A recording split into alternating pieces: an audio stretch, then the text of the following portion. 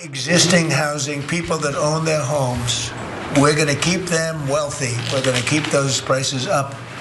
We're not going to destroy the value of their homes so that somebody that didn't work very hard can buy a home. We're going to make it easier to buy. We're going to get interest rates down. But I want to protect the people that for the first time in their lives feel good about themselves. They feel like that they're wealthy people. And I want them to understand it. There's so much talk about, we're going to drive housing prices down. I don't want to drive housing prices down. I want to drive housing prices up. That would probably be a bad idea, considering the fact that housing is so expensive that people are unable to buy a home. So how does this make any sense? Now, President Donald Trump recently stated that he wants housing prices to go up in the middle of our already disastrous housing crisis. But according to a new report from the National Association of Realtors, they indicate that Trump's getting his wish because housing prices are now at a literal all-time high. It is so expensive to buy a home that home sales have actually dropped significantly. But despite the fact that home sales have dropped, the price of housing continues to move upward. Now, using data from last month, the National Association of Realtors found that January 2026 housing prices hit a record high. Now, its chief economist says that the US is stuck in what he refers to as a new housing crisis, as if the one we were already in wasn't bad enough. But let's get a little more specific here. So in January, the sale of previously owned homes fell by 8%. Now, sales were 4.4% lower than January of 2025 specifically. That is the slowest pace since December of 2023 and the biggest monthly drop since February of 2022. But since there are less and less people attempting to purchase homes, we would all be under the assumption, right, that obviously means that prices are going to come down, less demand. That's going to open up supply, right? No, not exactly. Supply is so devastatingly limited that housing prices they just keep going up. They keep going up. The median price for a home sold in January was $396,800, up 0.9% year over year, and the highest January price on record. So look, congratulations to Donald Trump. He actually succeeded in something. We've got higher housing prices in the middle of a housing crisis. Congratulations, America. But January's inventory was still up about 3.5% year over year. So Dr. Lawrence Yun, who is a chief economist over at the National Association of Realtors, stated that what we're experiencing right now is this so-called new housing crisis. We don't need to dub it anything. It's the continuation of an already bad housing market. Okay, we don't have to say, "Ooh, it's a new housing crisis." But he says it's because Americans who want to buy a home are stuck. We've been in this position last year and the year before and the year before that. It's not a new housing crisis. It's a continuation of a devastating housing crisis that our government has no interest in actually doing anything about. But he also argues that renters are stuck in a really bad place because since they can't buy a home, which is really the only vehicle to build wealth for a lot of Americans, they're stuck renting and they are unable to build what he refers to as housing wealth.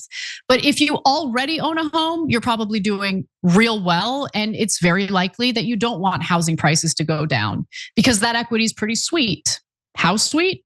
Since January of 2020, a typical homeowner would have accumulated $130,500 in housing wealth, meaning equity on their property. I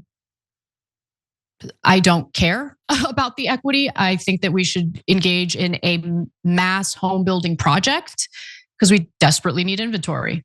But unfortunately, people get a little bit of wealth and they want to hold on to it for dear life and live in squalor, basically right outside their door because people can't afford homes and they live in tent encampments instead. I don't know how that's a society that people want to live in, but that is the society that we're living in right now. So the price to borrow has also come down a bit. The Federal Reserve has been cutting interest rates. So the average 30-year mortgage rate came in at around 6% last month.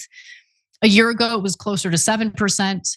But honestly, lowering interest rates is not enough. It's just not. We all know this.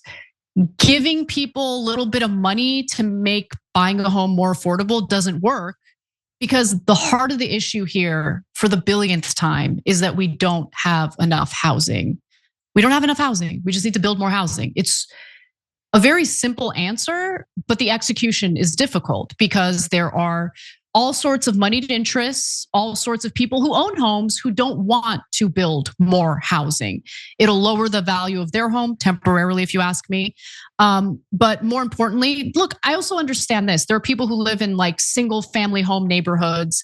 They don't like the idea of housing density. I also don't like the idea of housing density. I think that people who want to live in a single family home should have the right to do so. However, I also argue that there are certain corridors and certain places close to public transportation where you can definitely build like apartment buildings, or I should say like condos and things like that. That will definitely make sense. But I don't know, I just feel like there isn't a genuine will to do any of this.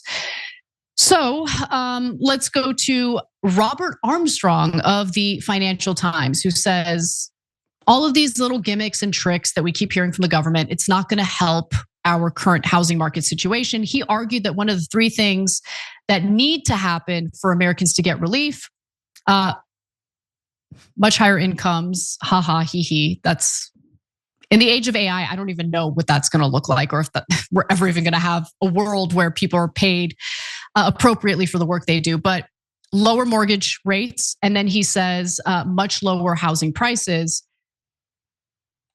This guy's an expert. We just need to build more homes. We just need to build more homes. Like telling Americans, you just need to make more money is, it's a choice. Now, time will tell what will come to pass. So how's the housing market looking these days? Well, if you're a renter, not great. Let's go to CBS, which did a report on this. I haven't watched this video yet, so I'm a little bit worried, but let's take a look.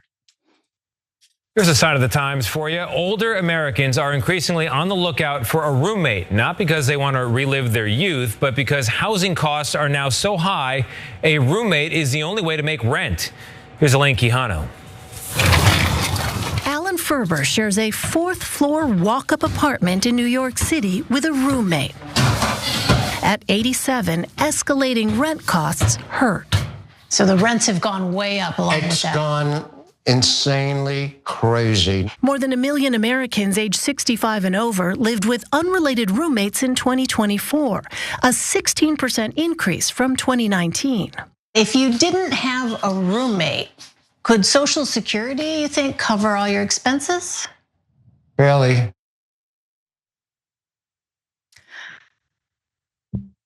I am so furious right now. Elderly Americans shouldn't have to look for a roommate in a panic so they can afford rent. I can't, like, this is, our country right now is an embarrassment, not because of the people, but because of our leadership. It is an embarrassment. A million seniors are living with a roommate who isn't a relative because they can't afford rent. This is how far we've fallen, guys. This is insane. And when you dig even further into this data, the numbers are pretty bleak. So in the 50 largest US cities, the rent for a 1-bedroom apartment climbed an average of 41% between 2020 and 2025. And that's according to LendingTree. Meanwhile, the average American worker has less than $1,000 saved for retirement, according to a new report from the National Institute on Retirement Security.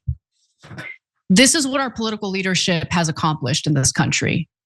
Maybe a little less concern about what's right for Israel, a lot more concern for what's right for the American people. Because if we're gonna borrow money, I think it makes more sense to borrow that money to construct more housing. But that's not what's happening. We are borrowing more money to give it to a foreign country to drop bombs on innocent people. Congratulations, America. Every time you ring the bell below, an angel gets his wings. Totally not true, but it does keep you updated on our live shows.